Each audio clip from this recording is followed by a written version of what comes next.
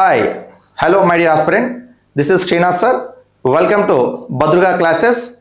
So, మనకు ఈ app సంబంధించి గ్రూప్ 2, గ్రూప్ 3 అండ్ ఎస్ఐ కాన్స్ సంబంధించిన మొత్తం అన్ని అంశాలను కవర్ చేయడం జరిగింది. అదే విధంగా గ్రూప్ 1 సంబంధించి ప్రిలిమ్స్ అంశాలను కూడా దీంట్లో పొందుపరచడం జరిగింది. సో ఇక్కడ చూడండి గమనిక నోట్ అని చెప్పేసా ఇక్కడ నోట్ 2023-24 సవరించిన అంచనాలు. నెక్స్ట్ 2023-24 వాస్తవ గణాంకాలు అంటే ఏంటంటే ఇప్పుడు ఈ డాటా ఉంది కదా ఈ 4 ప్లస్ ఈ 4 ఇవేంటంటే 2023-24 రివైజ్డ్ ఎస్టిమేషన్స్. ఈ గణాంకాలు 2023-24 ప్రొవిజనల్ ఎస్టిమేషన్స్ వాస్తవ గణాంకాలు అంటాం. అంటే ఇక్కడ మనకు ఆర్డి అంటే రెవెన్యూ డెఫిషియట్ అంటే రెవెన్యూ లోటు అని. నెక్స్ట్ ఎఫ్డి అంటే ఫిస్కల్ డెఫిషియట్ అంటే కోశ లోటు అని. నెక్స్ట్ పిడి అంటే ప్రైమరీ డెఫిషియట్ అంటే ప్రాథమిక లోటు అని. నెక్స్ట్ ఇంకోటి ప్రభావిత రెవెన్యూ లోటు అని ఉంటుంది. ఎఫెక్టివ్ రెవెన్యూ డెఫిషియట్ అంటాం, ప్రభావిత రెవెన్యూ లోటు. ఫస్ట్ చూడండి ఈ 4కి సంబంధించిన అంశాలు ఇక్కడ మనం తెలుసుకునే ప్రయత్నం చేస్తాం. ఇది తర్వాత 5వది ఇది బడ్జెట్ ఎస్టిమేషన్స్, ఇది చెప్తాం. మంచి చూడండి 2023-24 రివైజ్ ఎస్టిమేషన్స్ ప్రకారం 2023-24 ప్రొవిజనల్ ఎస్టిమేషన్స్ ప్రకారం లేదా దీన్నే ప్రొవిజనల్ యాక్చువల్స్ అని రాసుకున్నాం, పిఏ రాసుకోండి. ప్రొవిజనల్ యాక్చువల్స్ అంటే వాస్తవ గణాంకాలు అంటాం. ప్రొవిజనల్ యాక్చువల్స్ అంటే తెలుగులో వాస్తవ గణాంకాలు. ఆర్ఈ అంటే రివైజ్డ్ ఎస్టిమేషన్స్ అంటే సవరించిన అంచనాలు. రివైజ్డ్ ఎస్టిమేషన్స్ సవరించిన అంచనాలు. ఇప్పుడు మీకు ఆల్రెడీ ఇంత బడ్జెట్ చెప్పిన 2024-25 బడ్జెట్లో కోస్ట్ లోటు 4.9 అని చెప్పిన, ప్రాథమిక లోటు 1.4 సంథింగ్ అని చెప్పిన, ప్రాథమిక లోటు 1.4, రెవెన్యూ లోటు 1.8 అని చెప్పిన. ఇవి 2024-25 బడ్జెట్ అంచనాలు. ఇంకా వాటిని మనం రీచ్ కావాలి. కానీ మరి ఇప్పుడు ఎంత వస్తారని మీకు డౌట్ రావచ్చు. ఓకేనా, ఇప్పుడు మనం ఇంతకు కోస్ట్ లోటు 4.9, రెవెన్యూ లోటు 1.8, ప్రాథమిక లోటు 1.4 అనేవి అవి ఈ సంవత్సరానికి మనం సాధించాల్సిన లక్ష్యాలమ్మా. మరి ఇప్పుడు ఎంతున్నది మీకు డౌట్ రావచ్చు, దానికోసం చెప్తున్నా. సో అలా 2023-24 సవరించిన అంచనాల ప్రకారము ఇండియా రెవెన్యూ ఎంత ఉందట 2.8 ఉందట. అదే 2023-24 ఇదే 2024లో ప్రొవిజనల్ యాక్చువల్స్ అంటే వాస్తవ గణాంకాల ప్రకారం ఎంత ఉందట 2.6. అంటే క్వశ్చన్ ఏమంటాడు 2023-24 వాస్తవ గణాంకాల ప్రకారం ఇండియాలో రెవెన్యూ లోటు ఎంత శాతంగా నమోదైంది అంటే చెప్పాలి 2.6. లేదా 2023-24 సవరించిన అంచనాల ప్రకారం ఇండియాలో రెవెన్యూ లోటు ఎంత శాతంగా నమోదైంది అంటే చెప్పాలి 2.8. ఇప్పుడు ఈ 2.6 ఏం చేయాలి 2024-25 బడ్జెట్ అంచనాలు ఏం చేయాలి 1.8కి తగ్గించాలి. ఎస్, అది నేను చెప్పేది. ఇంకోటి కోశ లోటు ఫిస్కల్ డెఫిషియట్, ఇది 2023-24 రివైజ్డ్ ఎస్టిమేషన్స్ సవరించిన అంచనాల ప్రకారం ఎంత ఉందంటే 5.8% ఉన్నది. అదే 2023-24 ప్రొవిజనల్ యాక్చువల్స్ అంటే వాస్తవ గణాంకాల ప్రకారం ఎంత ఉందంటే 5.6%, 5.6% ఉన్నది. ఇంకోటి పీడి ప్రైమరీ డెఫిషియట్ ప్రాథమిక లోటు ఎంత ఉన్నదంటే 2.3% అమ్మా, 2.3% ఉన్నది. ఇక 2023-24 ప్రొవిజనల్ యాక్చువల్స్ ప్రకారం ఎంత ఉందంటే 2%, 2% ఉందట. ఇక ఇంకోటి కాన్సెప్ట్ అండి, ఇవన్నీ మీ మూడేసు. ఇంకోటి ఏమంటున్నా ప్రభావిత రెవెన్యూ లోటు అంటున్నా, ఎఫెక్టివ్ రెవెన్యూ డెఫిషియట్ అంటాం, ప్రభావిత రెవెన్యూ లోటు అంటున్నా. మరి ప్రభావిత రెవెన్యూ లోటు చూడండి కాన్సెప్ట్, ప్రభావిత రెవెన్యూ లోటు ఈ కాన్సెప్ట్ ఎలా ఉంటుందంటే రెవెన్యూ లోటు ప్రభావిత రెవెన్యూ లోటు ఎలా వస్తుందంటే రెవెన్యూ లోటు నుంచి మూలధన ఆస్తుల కోసం కేటాయించిన గ్రాంట్లను తీసివేయాలి.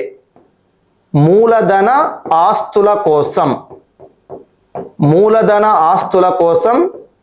కేటాయించిన గ్రాంట్లు, మూలధన ఆస్తుల కోసం కేటాయించిన గ్రాంట్లు. సో ప్రభావిత రెవెన్యూ లోటు ఎలా వస్తుందంటే రెవెన్యూ లోటు మైనస్ మూలధన ఆస్తుల కోసం కేటాయించిన గ్రాంట్లు తీసేస్తే మనకు ప్రభావిత రెవెన్యూ లోటు అనేది రావటం జరుగుతుంది. ఇది మీరు గుర్తుంచుకోవాలి, ఓకేనా, వెరీ ఇంపార్టెంట్. సో అలా ప్రభావిత రెవెన్యూ లోటు 2023-24 రివైజ్డ్ ఎస్టిమేషన్స్ ప్రకారం ఎంత అట 2.3% అట. అదే 2023-24 ప్రొవిజనల్ యాక్చువల్స్ అంటే వాస్తవ గణాంకాల ప్రకారం ఎంత ఉందట 1.6 గా ఉన్నదట. ఇప్పుడు ఈ బడ్జెట్ లో ఇది ఎప్పుడంటే 2024-25 బడ్జెట్ అంచనా ప్రకారం ఎంత అట 0.6% కి దాన్ని ఏం చేయాలి, తగ్గించాలి.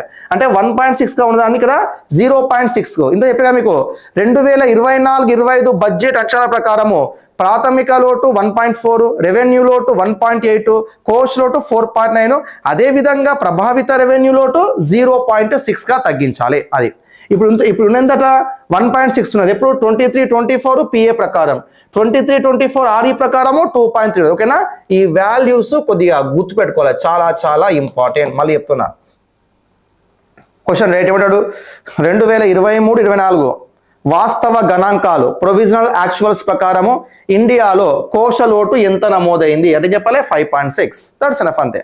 సో ఇవన్నీ కూడా మనకి ఏంటంటే కేంద్ర బడ్జెట్ కి సంబంధించిన స్ట్రక్చర్ గా మనం ఇక్కడ చెప్పడం జరుగుతుంది. ఓకేనా, కేంద్ర బడ్జెట్ యొక్క స్ట్రక్చర్ గా మనం ఇక్కడ చెప్తాం, కొద్దిగా వాటిని క్లారిటీగా చూసుకోండి. సో ఇప్పుడు దీని తర్వాత నెక్స్ట్ మనం చూసినట్లయితే రూపాయి రాక రూపాయి పోక అంటాం. అంటే రూపాయి రాక అంటే ప్రతి 100 పైసలకు కేంద్ర ప్రభుత్వానికి ఈ 2024-25 సంవత్సరానికి వెరీ ఇంపార్టెంట్ 2024-25 ఈ బడ్జెట్ లో అట కేంద్ర ప్రభుత్వానికి 100 పైసలు వస్తా అంటే దాంట్లో దేని ద్వారా ఎక్కువ ఆదాయం వస్తుంది, ఇది చాలా చాలా ఇంపార్టెంట్, కొద్దిగా మనం చూసుకోండి. సో ఫస్ట్ రూపాయి రాక చూస్తాండి, రూపాయి రాక తర్వాత రూపాయి పోక చూస్తాం. రెండు ఉంటాయి ఇక్కడ, రూపాయి రాక రూపాయి పోక. సో రూపాయి రాక రూపాయి పోకను గనక ఇక్కడ మనం చూసినట్లయితే ఫస్ట్ రూపాయి రాక అంటే కేంద్ర ప్రభుత్వానికి ప్రతి 100 పైసలు వస్తా అంటే దాంట్లో వేటి ద్వారా ఎక్కువ ఆదాయం వస్తుంది అనేది ఇక్కడ మనం తెలుసుకుంటాం. చూడండి, ఫస్ట్ అప్పులు లేదా రుణాల ద్వారా 27 పైసల ఆదాయం వస్తుందట. అంటే కేంద్ర ప్రభుత్వానికి ఈ సంవత్సరానికి అట అంటే 2024-25 సంవత్సరానికి మన పెట్టిన బడ్జెట్ లో దేని ద్వారా ఎక్కువ ఆదాయం వస్తుందని అంచనా వేస్తారు. ఇక్కడ అంచనా మాత్రం ఇది ఇంకా రాలేదు, దీని ద్వారా ఎక్కువ ఇలా వస్తుందని అంచనా వేయబడింది. సో అలా అప్పులు రుణాల ద్వారా 27 పైసల ఆదాయం వస్తుందని అంచనా వేయబడింది. సెకండ్ ర్యాంక్ ఐటీ అంటే ఇన్కమ్ ట్యాక్స్, సెకండ్ ర్యాంక్ వచ్చేసి ఇన్కమ్ ట్యాక్స్ అంటే ఆదాయ పన్ను, దీని ద్వారా 19 పైసలు వస్తుందని అంచనా వేయబడింది. తర్వాత GST goods and service tax ద్వారా 18 పైసలు వస్తాయని అంచనా వేయబడింది. దాని తర్వాత కార్పొరేట్ ట్యాక్స్, ఇవన్నీ మీకు ఆల్రెడీ పబ్లిక్ ఫైనాన్స్ లో భాగంగా జిఎస్టి ఇన్కమ్ ట్యాక్స్ వీటి గురించి మొత్తం డిసైడ్ అయిపోయినా. సో ఇక ర్యాంకింగ్స్ చూసుకోండి, చాలా ఇంపార్టెంట్. సో కార్పొరేట్ ట్యాక్స్ ద్వారా 17 పైసలు. తర్వాత వచ్చేసి నెక్స్ట్ వన్ వచ్చేసి మనకి ఏంటంటే నాన్ ట్యాక్స్ రెవెన్యూ అంటే పన్నేతర రాబడిగా మనం చెప్తామా. నాన్ ట్యాక్స్ రెవెన్యూ అంటే పన్నేతర రాబడి, పన్నేతర రాబడి ద్వారా 9 పైసల ఆదాయం వస్తుందట. నెక్స్ట్ సెంట్రల్ ఎక్సైజ్ డ్యూటీ అంటే కేంద్ర ఎక్సైజ్ సుంకం అంటాం, దీని ద్వారా 5 పైసలట. నెక్స్ట్ కస్టమ్స్ డ్యూటీ అంటే ఎగుమతి దిగుమతి సుంకం అంటాం, ఈ కస్టమ్స్ డ్యూటీ ద్వారా 4 పైసల ఆదాయం వస్తుందట. నెక్స్ట్ రుణేతర మూలధన రాబడి అంటే నాన్ డెట్ క్యాపిటల్ రిసీట్స్ అంటాం, రుణేతర మూలధన రాబడి నాన్ డెట్ క్యాపిటల్ రిసీట్స్, దీని ద్వారా 1 పైస వస్తుందట. చూడండి, అప్పులు రుణాల ద్వారా 27 పైసలు వస్తుందట. దాని తర్వాత సెకండ్ ఇన్కమ్ ట్యాక్స్ చూసుకోవాలి, చాలా ఇంపార్టెంట్. ఫర్ ఎగ్జాంపుల్ క్వశ్చన్ ఏంటంటే 2024-25 బడ్జెట్ అంచనా ప్రకారము ఈ క్రింది పన్నులను వాటికి వచ్చే ఆదాయం ఆధారంగా వరుస క్రమంలో అమర్చనంటాడు. ఫస్ట్ ఏం చెప్పాలి, ట్యాక్సెస్ పరంగా ఫస్ట్ ఇన్కమ్ ట్యాక్స్ ఉన్నది, first income tax, second GST ఉన్నది చూసుకోండి, తర్వాత కార్పొరేట్ ట్యాక్స్ ఉన్నది, ఈ 3 టాప్ 3 చూసుకోండి. ఇక వీటి తర్వాత పన్నేతర రాబడి కాకుండా తర్వాత 4th ప్లేస్ లో central excise duty, 5th place లో కస్టమ్స్ డ్యూటీ. అంటే ఓన్లీ నేను చెప్పేది ట్యాక్సెస్ ప్రకారం చెప్తే ఈ 5 ఉన్నాయమ్మా. ఈ పన్నేతర రాబడి వేరే, అప్పులు వేరే, మన రుణేతర మూలధన రాబడి వేరే. సో మొత్తం ఇక్కడ మీకు ట్యాక్సెస్ పరంగా టాప్ 3 లేదా టాప్ 4 అవడానికి ఆస్కారం ఉంటుంది, కొద్దిగా వాటిని చూసుకొని చదవండి సరిపోతుంది. సో ఇది మనకి ఏంటంటే రూపాయి రాక. సో మొత్తం క్వశ్చన్ అంటాడు 2024-25 బడ్జెట్కి ఆ బడ్జెట్ అంచనా ప్రకారము కేంద్ర ప్రభుత్వానికి అత్యధిక ఆదాయం అందిస్తున్న మార్గం క్రింది వానిలో ఏదంటాడు? Income tax, corporate tax, GST, రుణాలు అంటే ఏం చెప్పాలి? రుణాలు అని చెప్పాలి. ఫస్ట్ ఏంటిది? రుణాలు. ఎంత? 27 పైసలు ఇక్కడ రుణాల ద్వారానే ఎక్కువ ఆదాయం వస్తుంది. దాని తర్వాత income tax, GST, corporate tax, పన్నేతర రాబడి, సెంట్రల్, ఇవన్నీ మళ్ళీ పన్నేతర రాబడి మీ ఎప్పుడు ఇవన్నీ చెప్పిన మీకు ఏది ఎస్టేట్స్, జరిమానాలు, పెనాల్టీలు చెప్పినా కదా, అవన్నీ దీనికి ఫీజులు ఇవన్నీ వస్తాయి. సెంట్రల్ ఎక్సైజ్ డ్యూటీ అంటే వస్తు యొక్క ఉత్పత్తి పైన విధించే ట్యాక్స్ని సెంట్రల్ ఎక్సైజ్ డ్యూటీ అంటాం. కస్టమ్స్ డ్యూటీ అంటే ఎగుమతి దిగుమతుల పైన విధించే దాన్ని కస్టమ్స్ డ్యూటీ అంటాం. ఇక్కడ కార్పొరేట్ ట్యాక్స్ అంటే కార్పొరేట్ కంపెనీల వార్షిక లాభాల పైన విధించే ట్యాక్స్ ని కార్పొరేట్ ట్యాక్స్ అంటాం. ఇక జిఎస్టీ వస్తు సేవల అమ్మకాలపై విధించేది. ఇన్కమ్ ట్యాక్స్ అంటే ఒక వ్యక్తి లేదా ఒక రిజిస్టర్డ్ సంస్థ యొక్క వార్షిక ఆదాయాల పైన విధించేది ఇన్కమ్ ట్యాక్స్ గా మనం చెప్తాం. ఇక రుణేతర మూలధన రాబడి అంటే దీంట్లో మనకు పెట్టుబడుల ఉపసంహరణ, రుణాల రికవరీ, ఓకేనా, అవన్నీ దీంట్లో రుణేతర మూలధన రాబడిలో భాగంగా మనం చెప్తాం. దీని ద్వారా 1 పైసా. సో ఇవన్నీ రూపాయి రాకగా మనం చెప్తాం. నెక్స్ట్ వచ్చేసి రూపాయి పోక అంటే ఇప్పుడు ప్రభుత్వానికి 100 పైసల ద్వారా ఆదాయం వస్తా అంటే మళ్ళీ ఏం చేయాలి? మళ్ళీ దాన్ని ఖర్చు చేస్తా అంటది.